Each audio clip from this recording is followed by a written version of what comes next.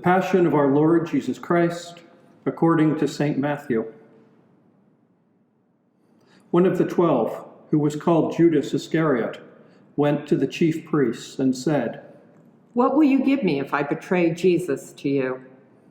They paid him 30 pieces of silver, and from that moment he began to look for an opportunity to betray him. On the first day of unleavened bread, the disciples came to Jesus, saying, "Where do you want us to make preparations for you to eat the Passover?" He said, "Go into the city to a certain man, and say to him, 'The teacher says, my time is near. I will keep the Passover at your house with my disciples.'" So the disciples did as Jesus had directed them, and they prepared the Passover meal. When it was evening, he took his place with the 12, and while they were eating, he said, "Truly, I tell you, one of you will betray me." And they became greatly distressed, and began to say to him one after another. "Surely not I, Lord." He answered, "The one who has dipped his hand into the bowl with me will betray me. The Son of Man goes as it is written of him, but woe to that one by whom the Son of Man is betrayed. It would have been better for that one not to have been born." Judas, who betrayed him, said, "Surely not I, Rabbi." He replied, "You have said so." While they were eating, Jesus took a loaf of bread, and after blessing it, he broke it, gave it to his disciples, and said, "Take, eat. This is my body." Then he took a cup, and after giving thanks, he gave it to them, saying, "Drink from it, all of you. For this is my blood of the covenant, which is poured out for many for the forgiveness of sins. I tell you, I will never again drink of this fruit of the vine until that day when I drink it new with you in my Father's kingdom." When they had sung the hymn, they went out to the Mount of Olives. Then Jesus said to them, "You will all become deserters because of me this night. For it is written, I will strike the shepherd, and the sheep of the flock will be scattered. But after I am raised up, I will go ahead of you to Galilee." Peter said to him, "Though all become deserters because of you, I will never desert you." Jesus said to him, "Truly I tell you, this very night, before the cock crows, you will deny me 3 times. Peter said to him, "Even though I must die with you, I will not deny you." And so said all the disciples. Then Jesus went with them to a place called Gethsemane, and he said to his disciples, "Sit here while I go over there and pray." He took with him Peter and the 2 sons of Zebedee, and began to be grieved and agitated. Then he said to them, "I am deeply grieved, even to death. Remain here and stay awake with me." And going a little farther, he threw himself on the ground and prayed, "My Father, if it is possible, let this cup pass from me. Yet not what I want, but what you want." Then he came to the disciples and found them sleeping. And he said to Peter, "So could you not stay awake with me 1 hour? Stay awake and pray that you may not come into the time of trial. The spirit indeed is willing, but the flesh is weak."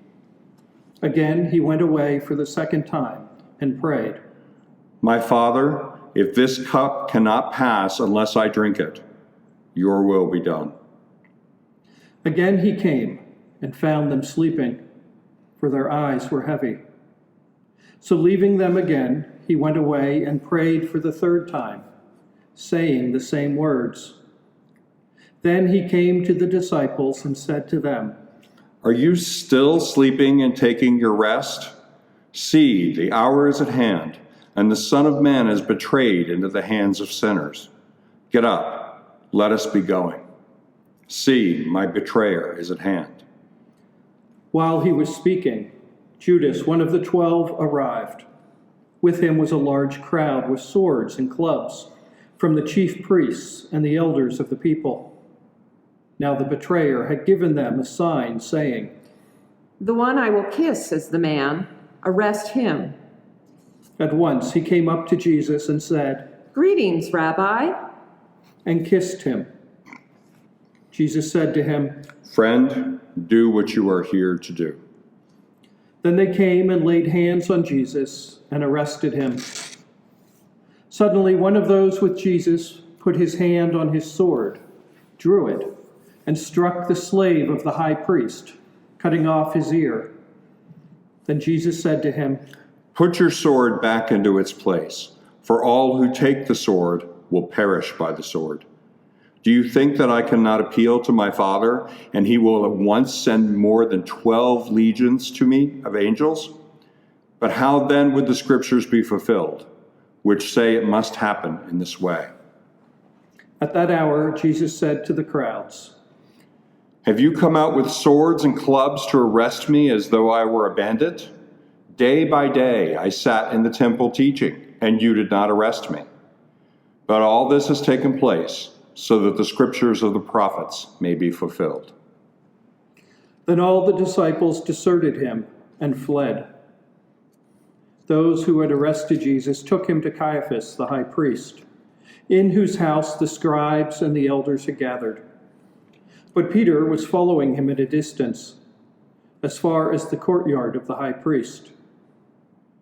And going inside, he sat with the guards in order to see how this would end. Now the chief priests and the whole council were looking for false testimony against Jesus, so that they might put him to death. But they found none, though many false witnesses came forward. At last, two came forward and said, "This fellow said, 'I am able to destroy the temple of God and to build it in 3 days.'" The high priest stood up and said, "Have you no answer? What is it that they testify against you?" But Jesus was silent. Then the high priest said to him, "I put you under oath before the living God. Tell us if you are the Messiah, the Son of God." Jesus said to him, You have said so, but I tell you, from now on you will see the Son of Man seated at the right hand of power and coming on the clouds of heaven. Then the high priest tore his clothes and said, "He has blasphemed. Why do we still need witnesses? You have now heard his blasphemy. What is your verdict?" They answered. "He deserves death." Then they spat in his face and struck him, and some slapped him, saying, "Prophesy to us, you Messiah. Who is it that struck you?" Now Peter was sitting outside in the courtyard. A servant girl came to him and said, "You also were with Jesus, the Galilean." but he denied it before all of them, saying, "I do not know what you are talking about." When he went out to the porch, another servant girl saw him, and she said to the bystanders, "This man was with Jesus of Nazareth." Again he denied it with an oath. "I do not know the man." After a little while, the bystanders came up and said to Peter, "Certainly you are also one of them, for your accent betrays you." Then he began to curse, and he swore an oath. "I do not know the man." At that moment, the cock crowed. Then Peter remembered what Jesus had said, Before the cock crows, you will deny me 3 times. and he went out and wept bitterly. When morning came, all the chief priests and the elders of the people conferred together against Jesus in order to bring about his death. They bound him, led him away, and handed him over to Pilate, the governor.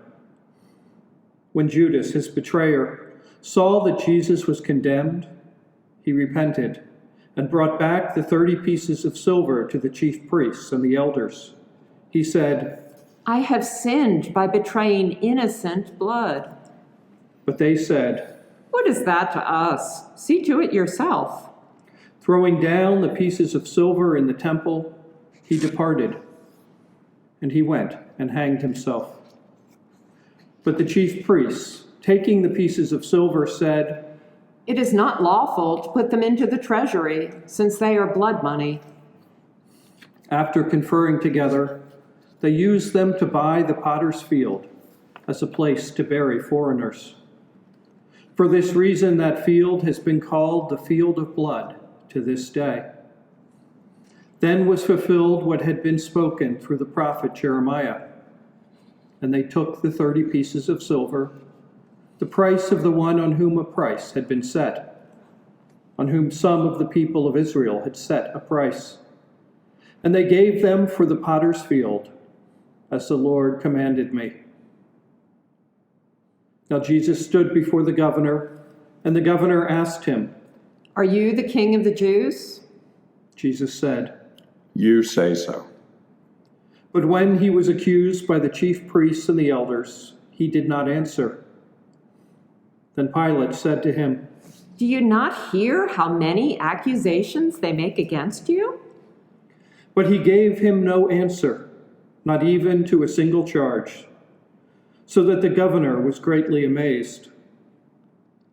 Now at the festival, the governor was accustomed to release a prisoner for the crowd, anyone whom they wanted. At that time, they had a notorious prisoner called Jesus Barabbas. After they had gathered, Pilate said to them, "Whom do you want me to release for you? Jesus Barabbas or Jesus who is called the Messiah?" for he realized that it was out of jealousy that they had handed him over. While he was sitting on the judgment seat, his wife sent word to him, "Have nothing to do with that innocent man, for today I have suffered a great deal because of a dream about him." Now the chief priests and the elders persuaded the crowds to ask for Barabbas and to have Jesus killed. The governor again said to them, "Which of the two do you want me to release for you?" and they said, "Barabbas." Pilate said to them, "Then what should I do with Jesus who is called the Messiah?" all of them said. "Let him be crucified." Then he asked, "Why? What evil has he done?"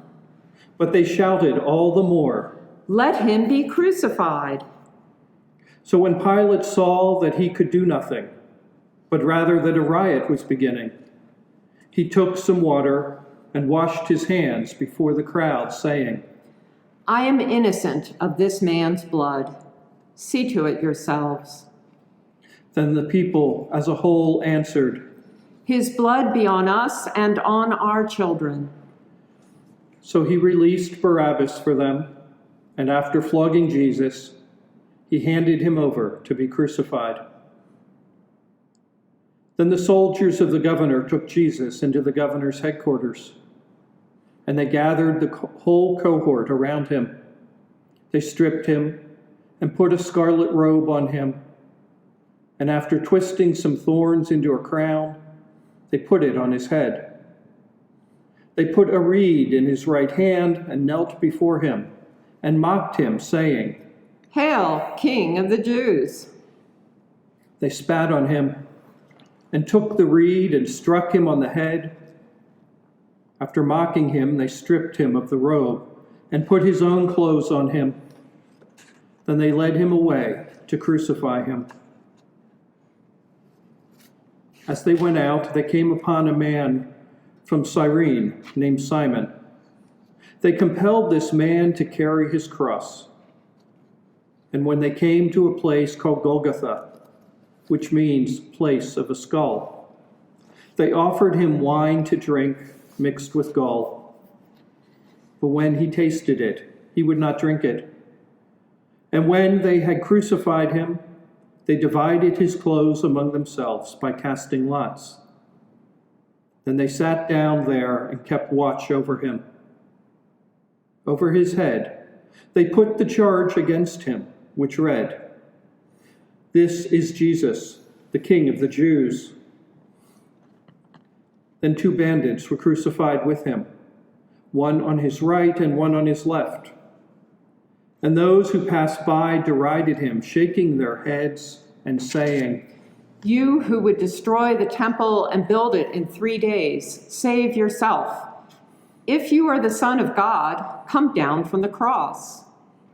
In the same way, the chief priests also, along with the scribes and elders, were mocking him, saying, He saved others. He cannot save himself. He is the King of Israel. Let him come down from the cross now, and we will believe in him. He trusts in God. Let God deliver him now, for if he wants to. For he said, I am God's son. The 2 bandits who were crucified with him also taunted him in the same way. From noon on, the darkness came over the whole land until 3 in the afternoon. And about 3 o'clock, Jesus cried with a loud voice, Eli, Eli, lema sabachthani. That is, My God, why have you forsaken me? when some of the bystanders heard it, they said, This man is calling for Elijah. At once, one of them ran and got a sponge, filled it with sour wine, put it on a stick, and gave it to him to drink. But the others said, Wait, let us see whether Elijah will come to save him. Then Jesus cried again with a loud voice and breathed his last.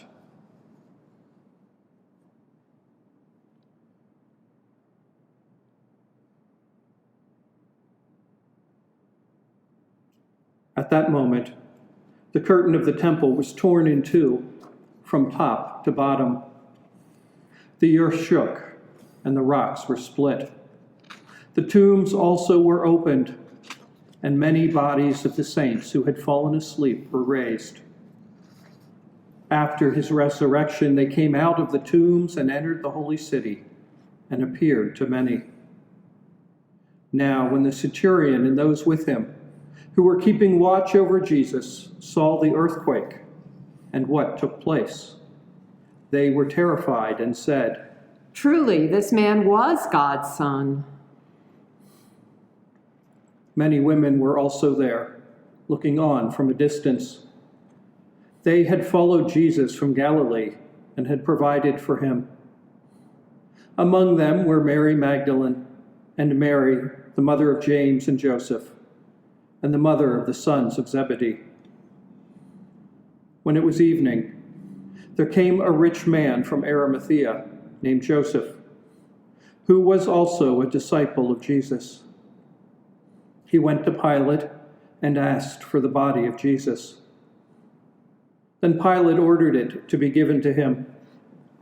So Joseph took the body and wrapped it in a clean linen cloth and laid it in his own new tomb, which he had hewn in the rock.